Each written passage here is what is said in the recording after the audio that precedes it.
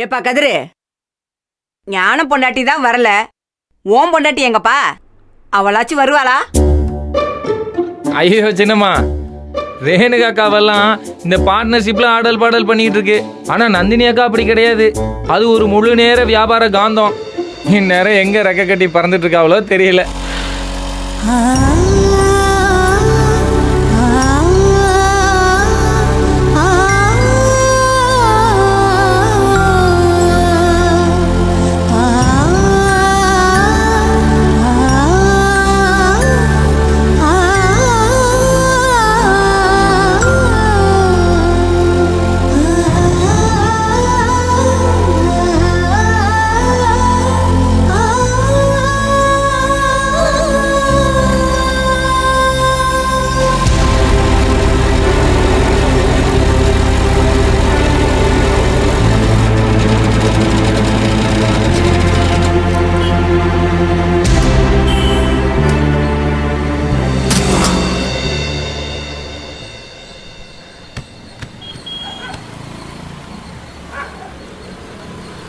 அண்ணே, வாங்கம்மா.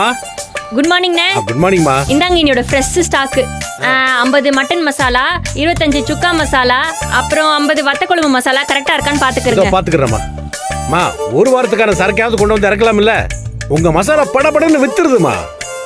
நீ வர்ற வரைக்கும் காத்துட்டு இருக்க வேண்டியதா இருக்குமா? கண்ட பிரிசர்வேட்டிவ் கெமிக்கல் ஆட் பண்ற மசாலாவெல்லாம் வார கணக்குல இல்ல மாச கணக்குல கூட வச்சிருக்கலாம். ஆனா ஏன் மசாலாவோட ஸ்பெஷாலிட்டி என்ன? அதோட மனமும் ஃப்ரெஷ்னஸும் தான். அதை விட்டு கொடுத்துட்டா நான் 10ஓட 11 ஆயிர மாட்டேனா?